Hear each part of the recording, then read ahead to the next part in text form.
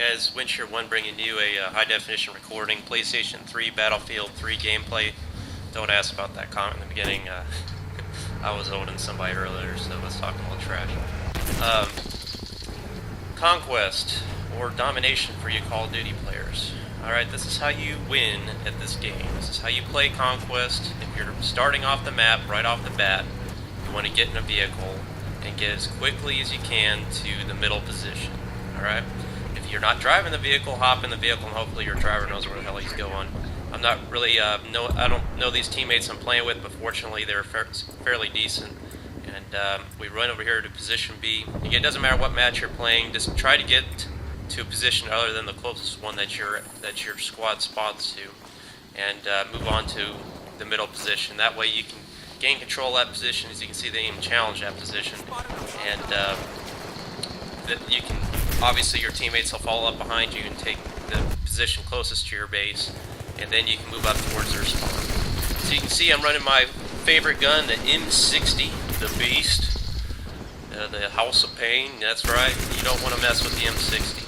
And I've got the infrared attachment on. I'm going to have a video out later about the infrared attachment. I think that's the best scope you can put on any gun. It just filters out all that crap that people can hide behind, and you see, you know, blazing hot flesh behind anything, and that gives you a huge advantage. And I like the fact that it doesn't zoom in at all. I don't like scopes that zoom. I'm not a sniper. It's basically just a glorified red dot is all it is. The problem is with the flashlights. When people flash you with a tactical flashlight, you're in a world of hurt with infrared scope. So just try to keep your distance with that. So we've moved up here to position C. This is close to the enemy's spawn point, and this is the name of the game with this game in Conquest. If you hold 2 out of 3 positions, you're just going to put a world of hurt on the other team, and this is pretty much how you win the match. You can get a ton of kills up here, as I do. I think I get a 14 kill streak on this match, and basically, sorry about the audio feedback, I meant to turn that off. I basically get a 14 kill streak on this, and just off the team. I think at one point I'm like 25-2 on this match. Again, the M60 here is such a good gun. It's not the best at close range. I pretty much get owned almost every time at close range, but if you're in a close range battle with an M60, you've done something wrong, so you can pretty much attribute that to your negligence every time. So you just gotta keep your distance with this gun. Medium range is the best range you can get. You can just put a ton of suppressive fire down the team. I've got squad suppressive fire unlocked, so that gives all my teammates, anytime they get bullets near the team, their vision blurs, they basically can't see anything. And you can see I'm just mopping it up here, just taking on guys left and right, pushing up even closer to their spawn, and somehow I'm just, you know how I get that kill. I mean, typically you'll get owned every time with an M60 at that range. So don't think it's, you know, just a magic gun. It requires a lot of skill. I just got lucky with that. Push up here, and now we pretty much got them locked down, and this is how we win the match. You know, and I don't want to say I won it single-handedly. I think the team helped quite a bit here moving up with me. A lot of times they won't move up with you, and that's really frustrating, because this is how you kind of bring the tide in your favor. And right here, I pretty much know I'm going to die. I mean, I've pretty much wiped out the team. I'll just get one more here. And, you know, you just can't take on 3 guys at once unless they're all right in front of you with the M60. Which I've done before. You can get triple kills with this gun. I've yet to get an actual official multi-kill, but I think I've gotten close a few times. Where, you know, it doesn't quite register the multi-kill, but it pretty much was a multi-kill. But, respawn out here. Now that we hold the position, we can pretty much just spawn right up here with them. And I can see on the mini-map here, we got about 3 dudes up here. We're going to clean them out, get them off the dump truck. And you want to be careful too, because of course their tanks can be spawning up here in a little bit. So use caution anytime you're approaching the enemy's spawn point. They're going to have easy access, quick access to the tank. Or any kind of other vehicle. So that's why, again, I think the support class is the best class, because you can throw out some C4 real quick, and I've got a video coming up later today that'll be posting about how to use C4. It's a very powerful weapon if you know how to use it. It can really help your team out. It gives the support class a huge advantage, because you know you don't have to run and hide from vehicles like a medic class does all the time. Excuse me, the assault class. I hate having to run from vehicles. You know, if I can at least throw something out there, some C4, use some strategy, I know where they're going to be running down this road with some C4. It gives me a huge advantage as a support class.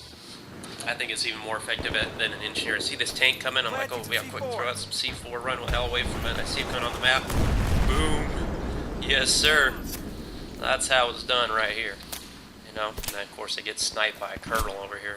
The guy's a pretty damn good sniper, but you know, that's the name of the game. When you're near their spawn point, they can camp back in it. You can't even approach it, so it's just a sniper haven. I think I got killed by snipers a couple times here.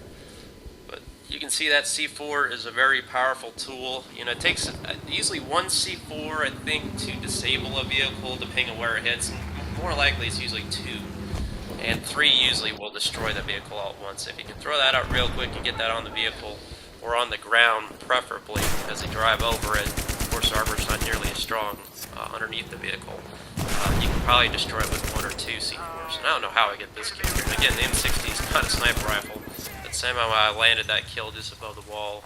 That's a pretty amazing shot right there. So now we've pretty much dominated the team again. Now we're just cleaning up the mess here. I see this dude, and I know I want to knife him, you know, but unfortunately I just like can't get underneath this structure. I'm like, can't get to him. Like, hell with it, just kill him. Sometimes you just don't need to waste the time, because that knife animation is pretty long and lengthy. So I don't know how many times I've knifed somebody, and then it takes about 3 seconds, and then of course you're getting killed by somebody. Anyway, Conquest again here. This hold 2 out of 3 positions. And, you know, unfortunately, you can't go into their spawn area like you could in the previous Battlefield game. It just kind of sucks. I don't know what these guys are doing on this. I don't know how many bullets I put on this guy. He just is not dying. Again, this is why the M60 is not that powerful of a gun. It's not a long-range weapon like that. I was trying to do something it's not designed to, and I had a feeling I was probably going to get shot, but I just didn't care. I wanted to get that kill. But not bad so far. I mean, 25-2 is pretty darn good on this match. And also, if you guys don't know, this is why Conquest, I think a lot of people just don't know this about Conquest. If the enemy team has every single position, they control every single position, you will lose lives on your scoreboard. See in the lower F10 corner of the map, our score is 236. We have 236 lives left. The enemy team has 54, and how it continually drops as we hold every position, because if you don't take any positions, you're going to lose. Your team will lose lives, even though they're not necessarily getting killed, because you know the flags count as points in this game. So you got to hold the flags. If your team is not holding flags and they're out just flying around in airplanes, flying around in helicopters, you know that's good that your team does that, but there needs to be, you know, boots on the ground, so to say, on those positions, because if you're going to lose every time in Conquest if you don't hold at least one position. You know, so I don't know how many times I've been in matches where the team just doesn't care about any of the flags, and then all of a sudden the match is over in 5 minutes because nobody wanted to go out and try to take a position. So this is a team-based game, guys. You got to work together. You got to get out here and control these flags. You know, stop camping, stop screwing around in vehicles. You know, utilize them effectively. Get out there and control positions. Work with your teammates. And I can't get stressed enough how important it is to spot people. Anytime I see somebody, anytime I'm in a vehicle, anytime I see anything that I can possibly spot with the select key, I hit the select button and get that triangle over it, so everybody on my team will see that person, that vehicle, anything. And that's a huge help. If you're in an airplane flying around at 400 knots, you're not going to see people or tanks or anything. You need your teammates on the ground to spot those people. That's why the recon class is even more important, because they can get out there with the unmanned vehicle, the little UAV, get out there, spot guys. They can do it with their spotting glass. There's all kinds of things that recon can do to help the team out, but I just don't see many people doing that in their classes. So work your class, run the game. That's how you play Conquest, guys. Like the video, and I'll have some video footage out here about how to use C4, and probably the best attachment again on that infrared scope, so look for that.